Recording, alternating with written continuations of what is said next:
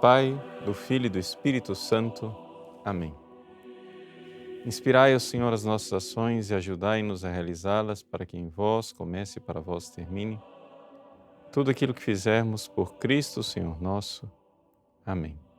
Santa Maria, Mãe de Deus, rogai por nós. Em nome do Pai, do Filho e do Espírito Santo. Amém. Muito bem, alegria estarmos juntos nessa nossa transmissão semanal e eu gostaria hoje de tratar do tema que infelizmente está virando moda, não é somente moda, é uma verdadeira campanha, não é? Massacrante nos vários meios de comunicação, querendo alardear que é uma coisa boa, é excelente as mulheres pensarem em não ser mãe. Vejam, é interessante que dentro dessas estratégias de empoderamento da mulher e dos direitos reprodutivos sexuais, não é, está também essa realidade de que os meios de comunicação e as várias instâncias de formação de opinião querem colocar, né, que existe um verdadeiro massacre da sociedade. A sociedade está massacrando a mulher porque a sociedade exige da mulher que ela seja mãe. Isso é uma verdadeira escravidão. E, no entanto, existem mulheres que não querem ser mães e pronto. Quais são as estratégias, qual é a forma que a mulher tem de enfrentar? Enfrentar essa pressão, pressão do marido, pressão da família, pressão da sociedade, pressão dos seus círculos de relacionamento e que motivos e razões apresentar para dizer que ela é uma mulher autônoma, ela não quer ser mãe, e daí? E qual é o problema? Quem vai me obrigar a ser mãe? Então, vejam, toda a ideia que está por trás é que mãe, né, maternidade e mulher, feminilidade, não tem nada a ver. Uma coisa não tem nada a ver com a outra. Na verdade, é exatamente o contrário. Ou seja, se nós formos analisar a natureza do ser humano, nós iremos notar que esta engenharia social que quer libertar a mulher da sua maternidade, na verdade, está fazendo a mulher trabalhar para outros senhores muito mais opressores do que estes que supostamente querem libertar a mulher. Vamos para os fatos, né? Até agora eu só anunciei as coisas, tá? Então, aguenta firme aí, é uma narrativa talvez um pouco longa, mas é importante você compreender isso. Primeiro fato, vamos lá. O primeiro fato a ser constatado é que família é uma realidade humana, não é uma realidade do reino animal, não é uma realidade meramente biológica. Os animais, eles não têm família no sentido estrito da palavra. Os animais têm sexo, mas eles não têm família. Os animais podem fazer a reprodução, não é? Mas se um macho vir uma fêmea no cio e esta fêmea for a mãe dele, ele vai cobrir aquela fêmea, não interessa se é a mãe dele, ele vai ter relação, ele vai ter sexo com a mãe dele, ele vai ter sexo com a irmã dele, ele vai ter sexo com a filha dele, porque o animal não tem família. Portanto, o animal tem sexo, mas não tem família. Já o ser humano tem sexo, mas além de ter sexo, o ser humano tem família. Ou seja, existe algo na natureza do próprio ser humano que exige que ele tenha um suporte, não somente físico, né? Fisiológico, emocional, inicial, mas também espiritual. Veja, nenhum animal leva tanto tempo para se formar, para desabrochar em suas potencialidades, em suas capacidades, quanto o ser humano. Ou seja, um bezerrinho, um cachorrinho, um macaquinho, eles terminam o tempo da amamentação e já começam a sua vida de independência. O ser humano termina o tempo de amamentação e, no entanto, continua extremamente dependente durante anos e anos a fio, né? De tal forma que esta realidade do papel de pai e do papel de mãe junto de uma criança é algo que está no ser humano e faz parte, né, da realidade humana, seja na sua base animal, seja na sua realidade espiritual. E aqui é importante nós notarmos isto.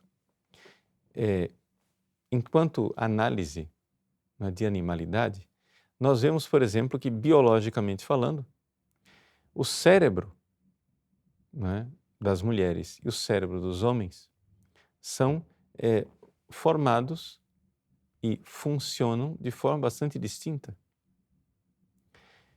As mulheres, por exemplo, elas, quando são mães, né, elas têm uma capacidade de tentar, de proteger, de aconchego e também de paciência, né, para com aquele pequeno ser indefeso, que é superior à média geral dos homens, não é? Porque a pergunta não é por que é que a mulher tem tanto aconchego para com a criança e ela é tão mãe. A pergunta é por que é que aquela criança que chora o tempo todo, que dá tanto trabalho e que cria tantas situações problemáticas, não é jogada pela janela por aquela mulher instintiva e automaticamente. Na verdade, é o contrário, ou seja, o instinto e a forma como funciona o cérebro da mãe e da mulher é para acolher aquela criança, enquanto todas as vezes que acontece esse tipo de infanticídio, quando uma mãe mata uma criança ou se desfaz uma criança, todo mundo vê naquilo uma realidade completamente anormal e, de fato, se você vai analisar especificamente, né, existe alguma disfunção no cérebro da maior parte dessas mulheres. Não é uma questão tanto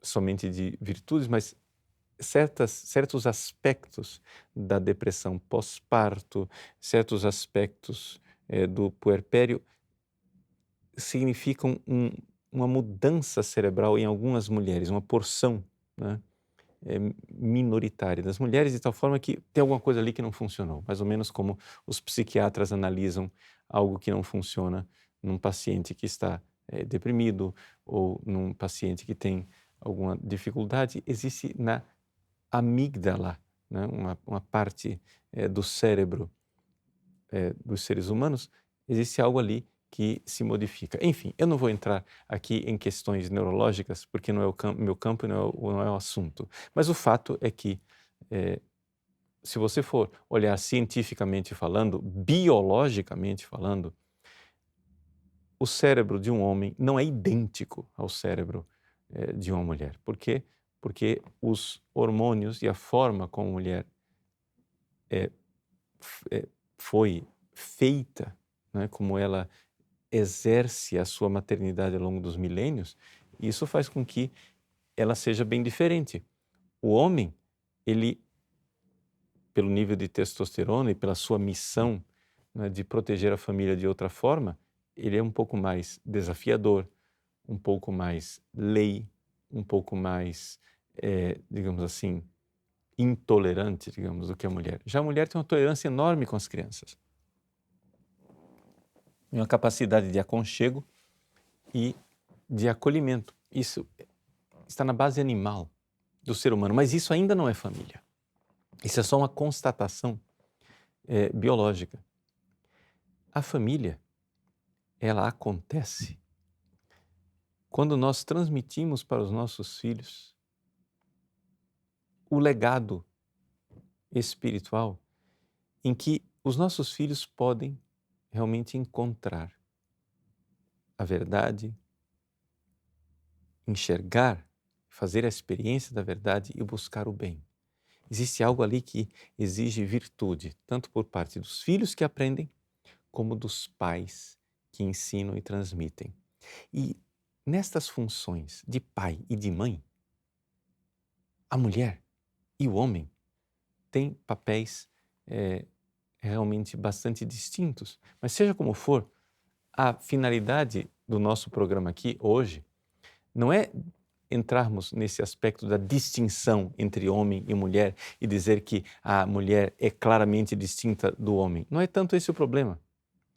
Mas nós compreendermos que, além dessa base biológica de homem e de mulher, existe uma realidade espiritual, que é o fato de que ser pai é a plenitude da maturidade de um homem e ser mãe é a plenitude da maturidade de uma mulher. Por quê? Porque você se torna uma pessoa para o outro. Como nós podemos definir mãe? Mãe é uma mulher para os outros. Como você pode definir pai?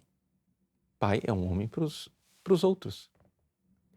Cada um no seu papel específico, nas suas funções, mas é importante nós compreendermos que por trás do discurso de que eu não quero ser mãe e eu não quero ser pai, existe não somente a realidade biológica, eu não quero ter filhos biológicos, eu não quero ser pai biológico ou mãe biológica.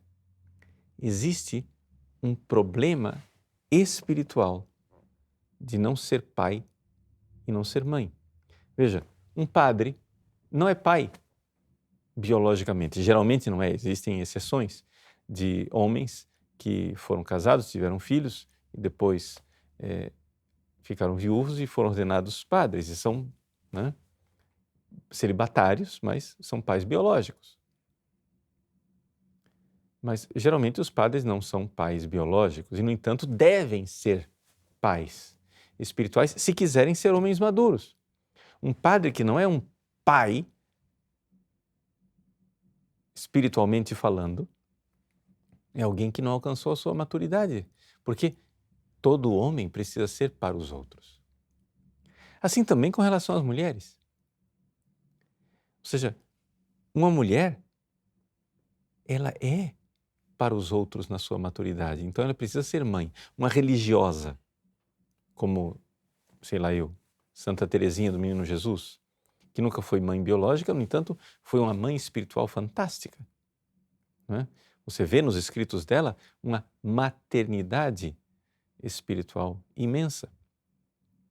Então, existe, claro, no ser pai e no ser mãe, na família humana, uma realidade que é um substrato biológico do sexo, que pela reprodução sexual nascem novos seres humanos.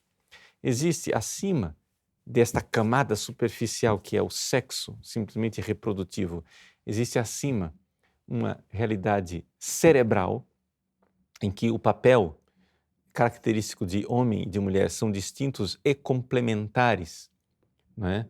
Também no cuidar da prole, no cuidar da criança, mas existe um nível ainda superior que é a realidade espiritual, em que tanto o pai como a mãe se distinguem por ser para os outros. Me desculpem o romantismo que está na moda nos tempos atuais, mas família, não é? Ou seja, melhor dizendo, casamento não é para você. Casamento é para os filhos. O casamento não é para o marido e para a mulher. O casamento existe para os filhos. Uma vez que você se casou, acabou. Você é para os outros.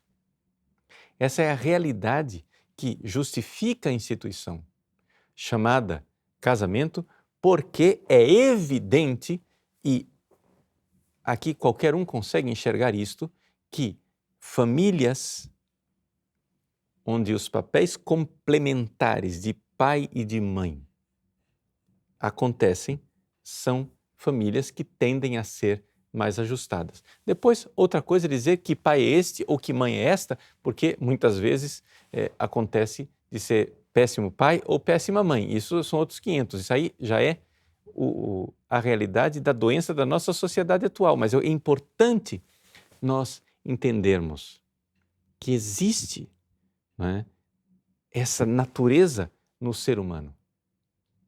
E ela está lá. E se nós não somos capazes de enxergar essa natureza, ou seja, a distinção entre o ser humano e o animal, existe algo profundamente deficitário, complicado, problemático na nossa forma de enxergar o ser humano. Se você não consegue ver a diferença entre você e um macaco, meu irmão, reflita mais, pare mais, pense mais, porque tem algo problemático a respeito do conceito que você tem de você.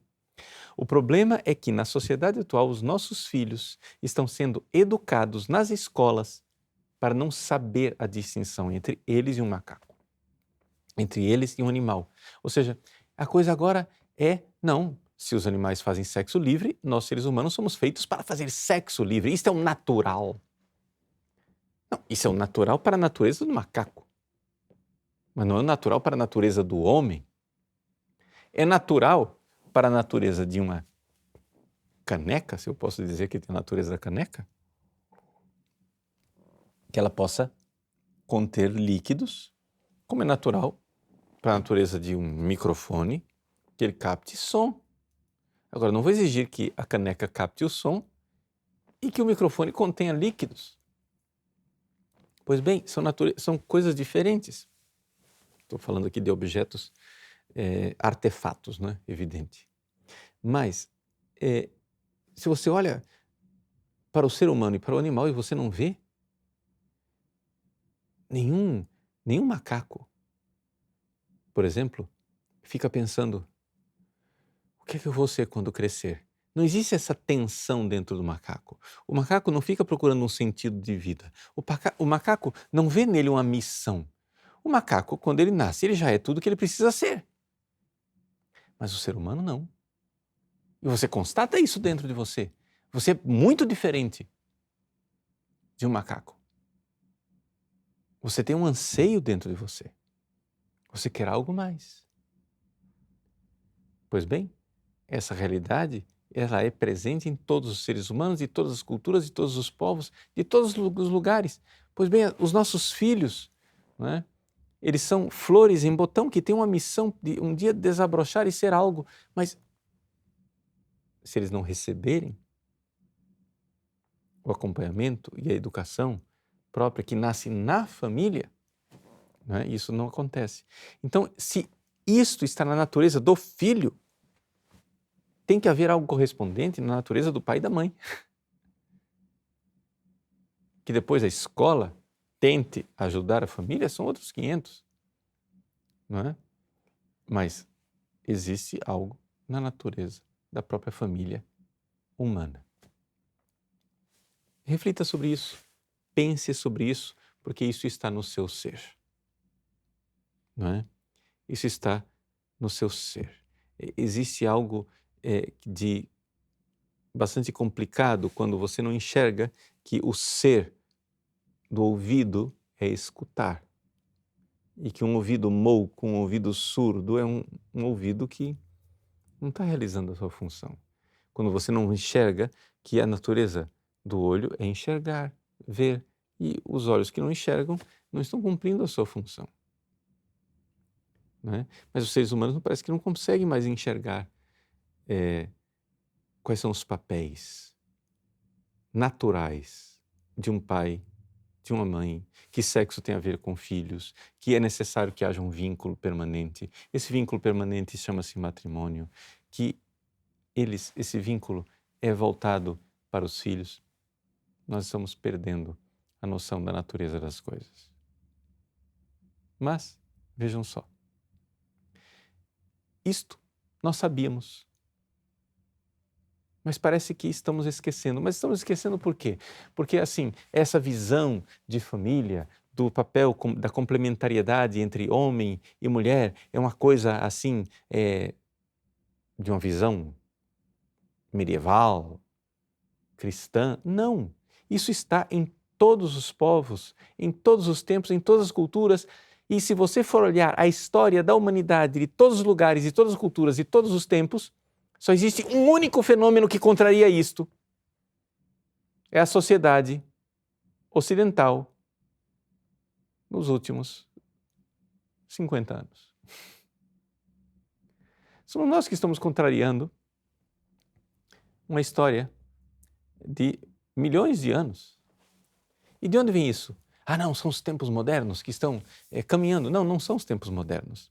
Isso é artificial. Você, mulher, que está com medo de ser mãe, saiba, é possível que você esteja sendo manipulada.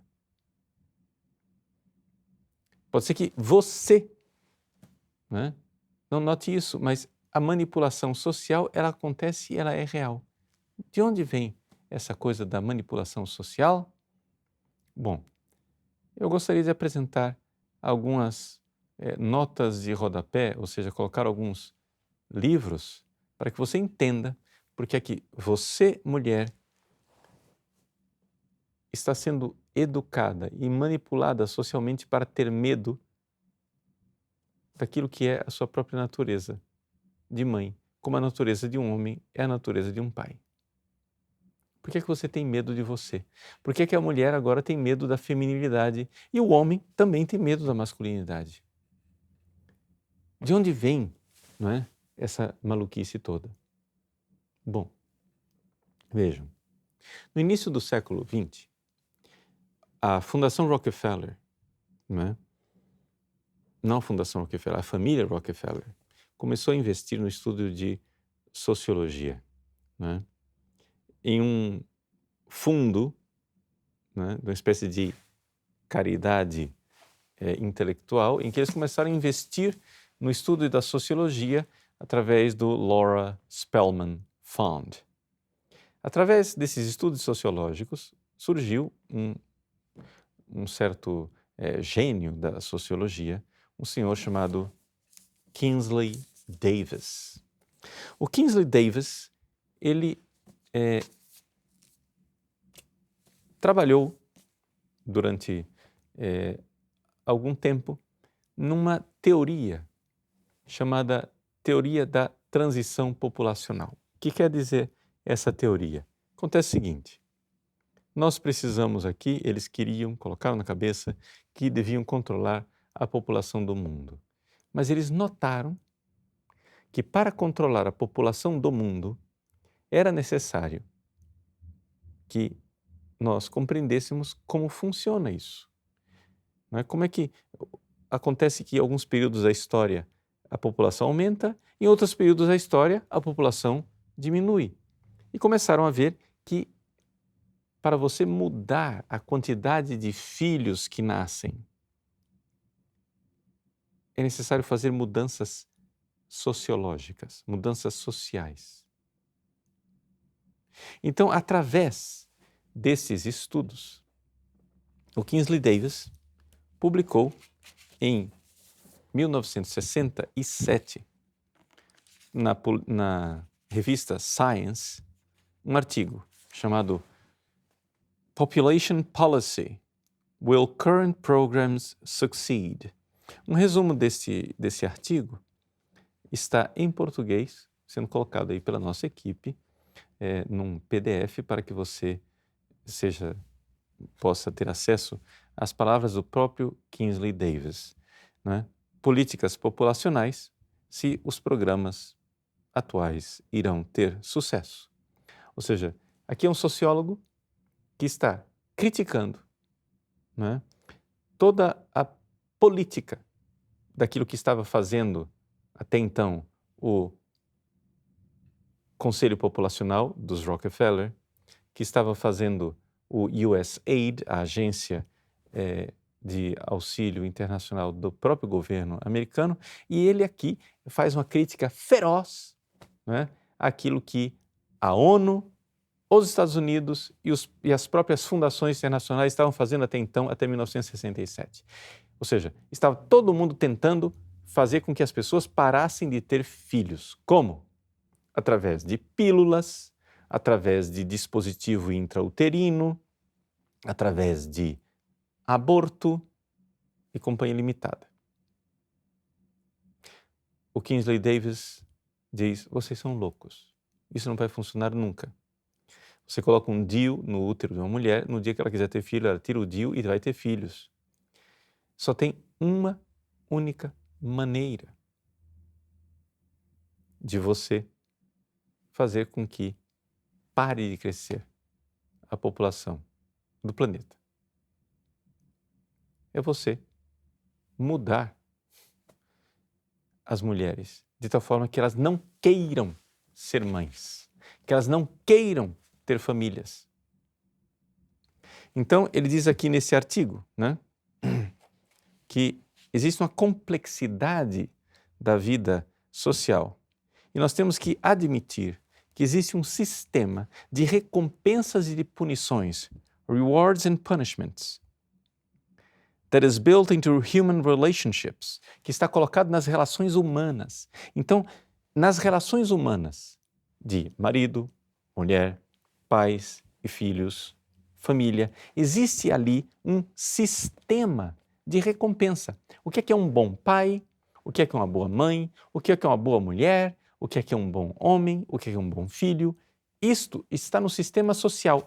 E diz o Kingsley Davis, ou nós mudamos isto, ou não vai mudar nunca. Ou seja, nós temos que parar de, por exemplo, há 100 anos atrás, se nós formos olhar, uma mulher ficava grávida, todo mundo dizia, parabéns.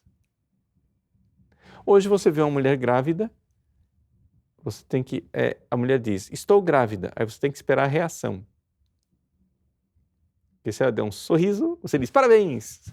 Se ela estiver meio tristinha, diz, não, mas veja só, etc. Você se solidariza com ela. Porque não... Veja, por quê? Porque o sistema de recompensas mudou. O sistema de punições mudou. Ou seja, qual é a reação da sociedade, há 100 anos atrás, quando um casal que tinha relação sexual e engravidava fora do casamento, não era uma reação completamente diferente da de hoje? Eu não estou dizendo que está certa essa ou está certa aquela outra reação. Eu estou dizendo que isto mudou. E mudou por acaso? São os tempos modernos? Não, não mudou por acaso. Por quê? Porque o Kingsley Davis soou o alarme no final da década de 60, né? Ele disse que a estrutura social e a economia devem ser mudadas antes que nós queiramos reduzir deliberadamente o índice de nascimentos que pretendemos alcançar. É necessário mudar a estrutura social. Houve uma reação enorme contra o Kingsley Davis no início. Eu estou fazendo de uma longa história, uma história curta, até que finalmente, na década de 70, uma aluna do Kingsley Davis, chamada Diane Germain, convenceu o Rockefeller que as coisas, o Davis tinha razão. Nós tínhamos que mudar a mentalidade da mulher. Era necessário fazer uma engenharia social para mudar, não é? A forma da mulher se ver, se encarar. Então, isso daí foi sendo colocado, não é? Aos poucos. Existe o famoso relatório da Fundação Ford, que vocês têm aí o acesso do PDF, a nossa equipe está colocando para vocês também. Um relatório da Fundação Ford que mostra, na década de 90, veja, nós estamos o Kingsley Davis em 67, na década de 90, as fundações já entenderam, é necessário mudar a forma de a mulher se relacionar com o homem, é necessário mudar a forma da mulher se enxergar a si mesma, mudar o sistema de recompensas e de punições para que as mulheres não queiram ter filhos. Isso daí terminou indo para a Conferência de Pequim, entrou toda a questão de gênero, que é uma outra questão mais complexa, mas nós não iremos tratar aqui, e é o que nós temos hoje. Ou seja, hoje, todo este coro da mídia de dizer que a mulher tem o direito de decidir de não ser mãe e que a mulher moderna pode decidir não ser mãe, isto não é um espontaneísmo, isso não é uma coisa assim que de repente todas as emissoras de TV e todos os jornais começaram a publicar artigos assim, brotando do nada, todo mundo falando da mesma coisa ao mesmo tempo. Essas coisas não brotam do nada, gente. Ou você ainda acredita em Papai Noel? Essas coisas tá aí, né? Toda a realidade de querer libertar a mulher da sua estrutura feminina biológica. Como que as fundações fizeram isso? Bom, eles encontraram os teóricos marxistas e pseudo-marxistas, ou então desconstrucionistas, etc., numa longa evolução, só para você saber que tem bastante bibliografia para isso, né?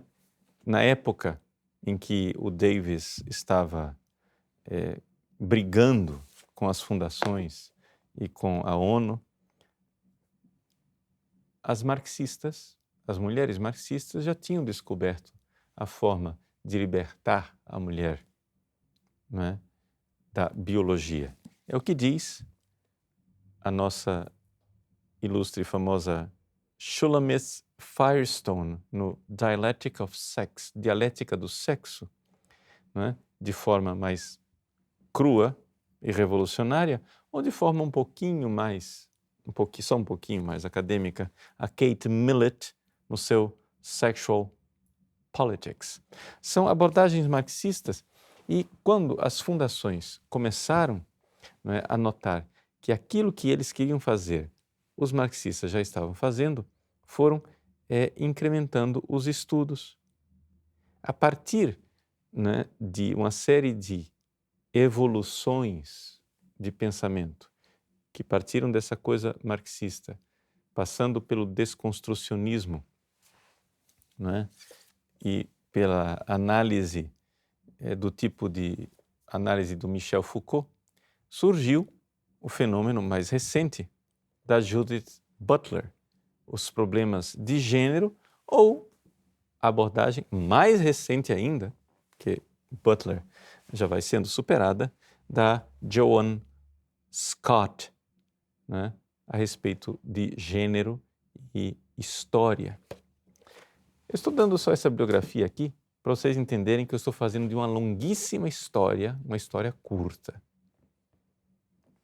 Vamos resumir. Por alguma razão, que nós iremos revelar daqui a pouco, houve uma necessidade por parte das fundações e do poder financeiro de limitar a população mundial. Como fazer isto? Tentaram várias coisas, aborto, DIU, anticoncepcional, etc., até que, finalmente, Kingsley Davis soou o alarme e disse: nada disso vai funcionar, vocês precisam mudar a estrutura da sociedade. Bom, dizer e fazer, qual é o meio que nós vamos usar para mudar a estrutura da sociedade? Foi-se estudando e se encontrou que um meio que fazia com que as mulheres realmente mudassem era a mentalidade marxista. Essa mentalidade marxista, ela teve várias mutações históricas que, de certa forma, continuam marxistas, mas não tão claramente marxistas assim, nas análises de Michel Foucault, no desconstrucionismo de Derrida, que foram depois terminar na Judith Butler. Né? Essa é a longa história de elaboração intelectual de como é que nós vamos fazer para que as mulheres mudem o seu relacionamento dentro da família. Então nós temos o sistema das fundações e o sistema financeiro que quer mudar as mulheres. O instrumento, podemos usar os marxistas. Pode parecer estranho, mas é exatamente isso que geralmente acontece. Ou seja, os marxistas acham que estão libertando as mulheres. Na verdade, estão escravizando as mulheres às necessidades do sistema financeiro. Como isso acontece? Bom, isso está acontecendo da seguinte maneira. Vocês sabem que o sistema financeiro, quando eu falo sistema financeiro, não estou falando de capitalistas. Capitalistas são, por definição, os empresários. Quando eu falo do sistema financeiro, eu estou falando de bancos. Os bancos vivem de emprestar dinheiro. Mas para que o banco ganhe dinheiro, ele precisa emprestar dinheiro para as pessoas. Mas, de repente, os bancos viram que metade da população mundial não queria emprestar dinheiro. Essa metade da população mundial chama-se mulher. As mulheres queriam ficar em casa, ter filhos e ter suas famílias. Então surge toda esta realidade de que nós precisamos fazer com que as mulheres desejem ter menos filhos para que possam estar livres para trabalhar. Trabalhar para quem? Para nós, sistema financeiro. Mas isso fica muito chato, né? Eu não vou chegar e dizer para a mulher, mulher, deixe de ter filhos e venha trabalhar para nós. Nenhuma mulher vai fazer isso. Precisamos de um instrumento. Nós precisamos convencê-las de que lá na família ela é oprimida e que trabalhando 12 horas por dia numa carreira para ela ser uma mulher com pós-doutorado, com um super salário, com uma mega carreira empresarial, ela será libertada do fogão e das panelas para trabalhar o tempo todo para nós. Sistema financeiro. O que em última análise, fazem as mulheres.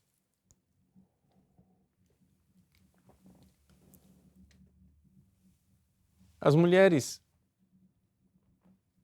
a mídia, a imprensa, diz, mulher, você precisa se libertar, você não pode querer ter filhos, porque você tem direito de não querer ter filhos, de fazer quanto sexo você quiser, não ter filhos.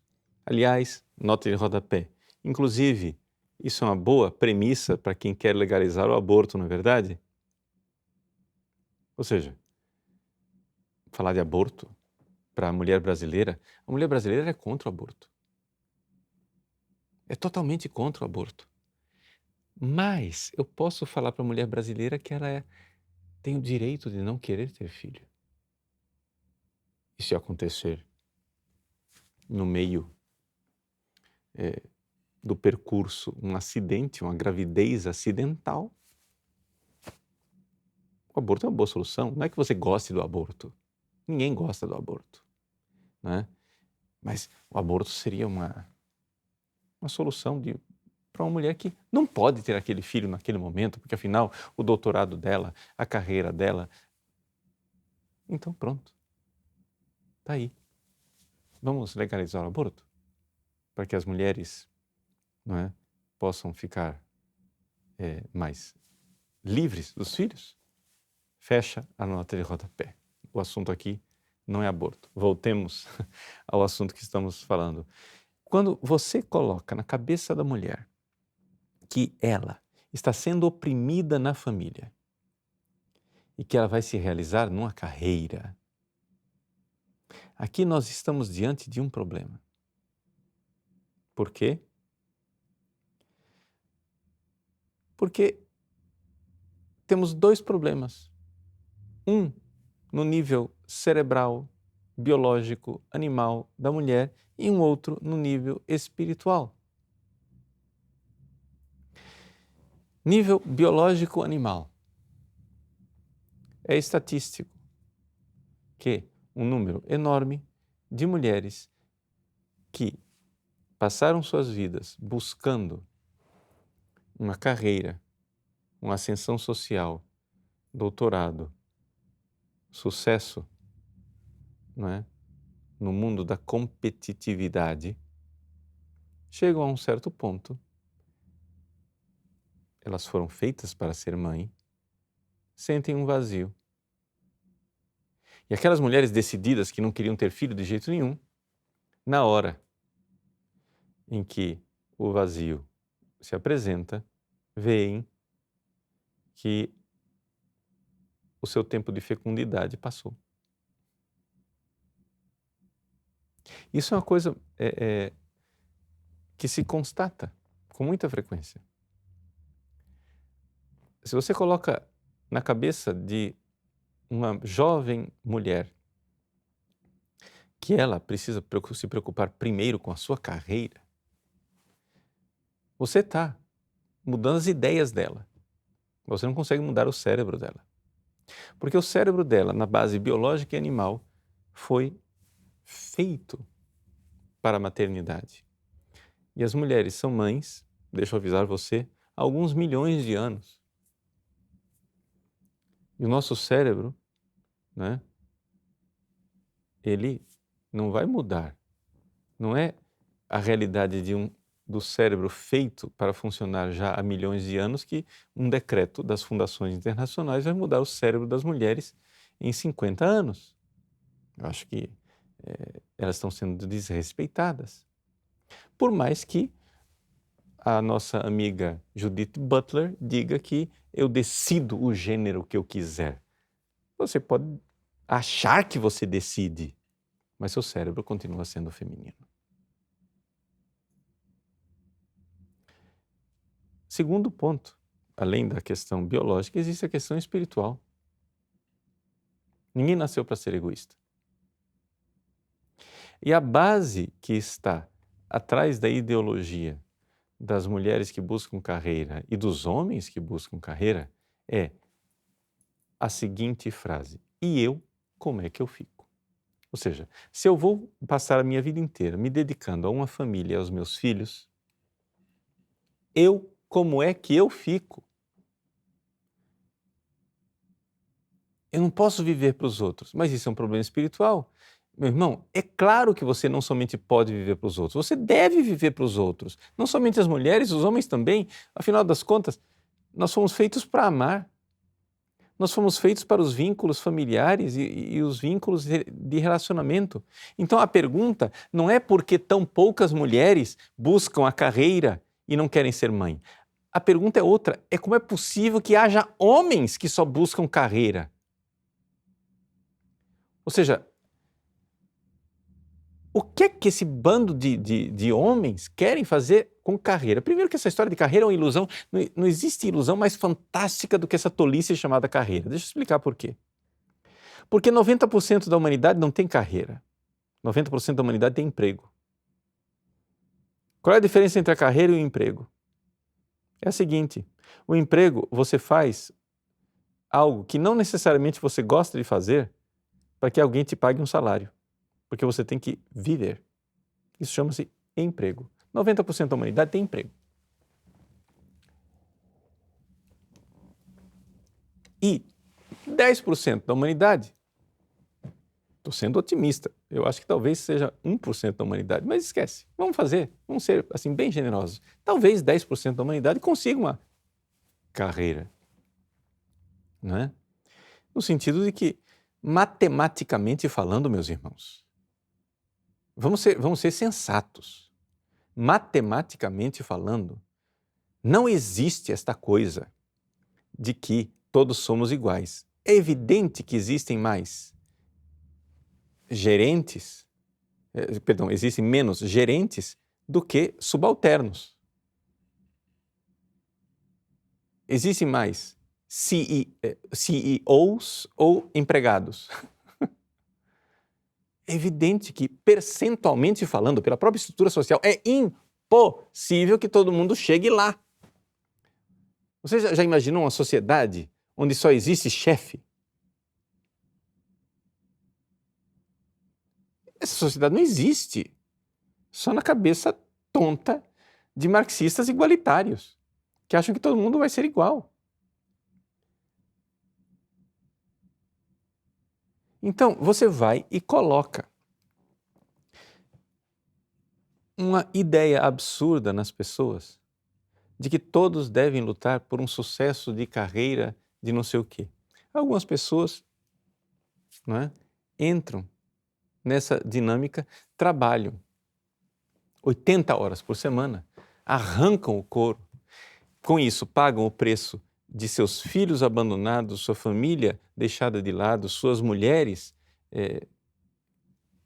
e os relacionamentos afetivos e emocionais serem absolutamente desprezados. Só acontece o seguinte: isto daí, para a maior parte da humanidade, só funciona essa mágica, essa ilusão, essa hipnose da carreira, só funciona para o início, para os jovens, porque qualquer ser humano que seja minimamente humano, quando chega lá pelos 40, começa a notar a necessidade de uma coisa chamada família, vínculos afetivos e relacionamentos. Porque o vazio bate, o vazio acontece, o vazio está aí, o vazio existencial. Então, que exista uma fatia da sociedade de gente extremamente bem-sucedida, que, para alcançar esse sucesso, passou por cima de seus relacionamentos familiares, porque o objetivo, o goal a ser atingido era aquele, isso daí, gente, isso não pode ser colocado como exemplo para a humanidade inteira. Isso aí tem que se perguntar, é o contrário, como é que tem gente que chega a ser assim? Como é que tem gente que despreza a salvação das almas dos seus filhos, a educação dos seus filhos, que despreza os vínculos afetivos de mãe, de pai, de irmãos, para correr atrás de, aspas, carreira, quando, na verdade, carreira é somente um nome bonito de uma coisa mais crua, chamada dinheiro e poder.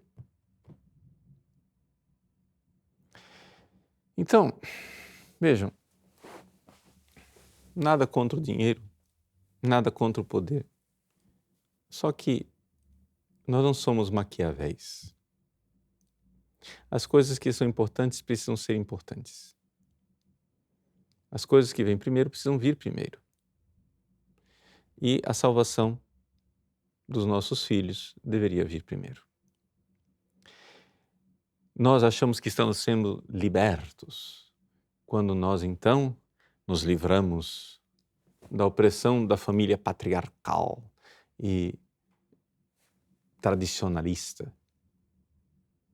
Na verdade, nós estamos trocando um sistema de família natural, não tradicionalista, da natureza do próprio, que é exigido pela própria natureza do ser humano, para passarmos para um sistema onde a propaganda nos diz que nós seremos libertos. Mas não é isso que a gente vê no mundo real. Nós vemos pessoas acorrentadas, endividadas, trabalhando o tempo todo e chegando a um certo ponto da vida, se deparando com o vazio, a depressão, porque a vida passou e aquilo que realmente importava, as relações que são fundantes, as relações familiares, foram deixadas de lado. Então, voltamos à pergunta do início do nosso programa. Uma mulher que diz, eu não quero ser mãe, ela está verdadeiramente se libertando ou ela está simplesmente abandonando aquilo que é a sua vocação biológica e espiritual de maternidade e trocando isto para uma servidão e uma escravidão de um sistema financeiro onde a nossa sociedade atual, o que ela faz é simplesmente ficar absurdamente hipnotizada, né, por dinheiro, por prazer, por poder, para servir a esses senhores. Vejam, está todo mundo endividado, todo mundo que quer fazer carreira, né? Todo mundo que quer subir na vida, a primeira coisa que faz é uma dívida no banco. A começar pela dívida universitária. Aí depois você pega outra dívida para fazer mestrado, depois outra dívida para fazer doutorado. Aí quando você arranja, vamos supor que você seja desta fatia da elite que consegue uma super posição de CEO numa multinacional depois do seu pós-doutorado. Uau, você conseguiu! Aí você vai e pega um empréstimo para pagar a sua casa, outro empréstimo para pagar o seu carro, outro empréstimo para comprar joias, para ir para viajar não sei para onde, para as Bahamas, para Cancún, etc, etc. E quando você finalmente é visitado pelo tédio e você quer, aspas, aproveitar a vida, você vê que sua vida está vazia, porque você não tem família. Você viveu atrás do e eu, como é que eu fico? Nós não fomos feitos para isso. Nós fomos feitos para amar. Os animais não amam, por isso eles não têm família. Nós somos capazes, nós seres humanos somos capazes de nos sacrificar pelos outros. Nós seres humanos somos capazes de nos doar. E, portanto, um ser humano que antes era flor em botão e desabrochou é um ser humano para os outros. Quando esse ser humano para os outros é uma mulher, o nome disto é mãe. Quando um ser humano para os outros é um homem, o nome disso é pai. E ali nós temos a realidade, o núcleo fundamental de uma família. A maior parte das pessoas é chamada a constituir isso numa família biológica. E a família biológica exige o vínculo matrimonial, constância, fidelidade pelo cônjuge e pelo futuro dos filhos. Algumas pessoas não são chamadas para o vínculo matrimonial, são chamadas para o celibato e para a castidade. E vivendo a pureza e a castidade, devem ser pai e devem ser mãe, ser homem para os outros, mulher para os outros, de uma outra forma. Mas ali nós temos também uma realidade de família. Este é o projeto básico e fundamental para todos nós. Não existe nenhuma libertação em nós nos comportarmos como animais que não são capazes de amar e ludibriados e hipnotizados pelo egoísmo do e eu como é que eu fico, terminarmos escravos de um sistema financeiro que não está se importando com você. Está se importando com o lucro que ele vai obter de você, trabalhando para eles. Então, vamos lá. Vamos voltar à nossa vocação primeira. Vamos voltar à vocação do amor. Não existe opressão nenhuma em amar. O amor é uma das coisas que torna a pessoa mais livre. A opressão está no egoísmo. A escravidão está em você só olhar para o próprio umbigo. E é isto que torna as pessoas vazias, deprimidas, tristes e entediadas. Então voltemos à nossa vocação primeira. Nós somos chamados a ser família aqui na Terra, porque um dia seremos famílias lá no céu. Que Deus abençoe você, que você alcance a sua vocação de família, seja você homem, seja mulher, seja pai, seja mãe, que você realmente viva para amar.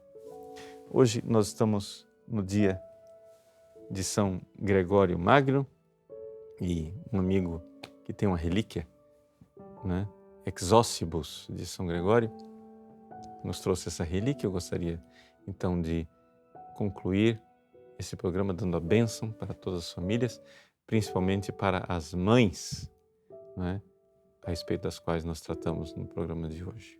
Você que é mulher, seja mulher para os outros. Você que é homem, seja um homem para os outros. O Senhor esteja convosco, Ele está no meio de nós. Pela intercessão de São Gregório Magno, da Virgem Santíssima, de todos os nossos santos de devoção.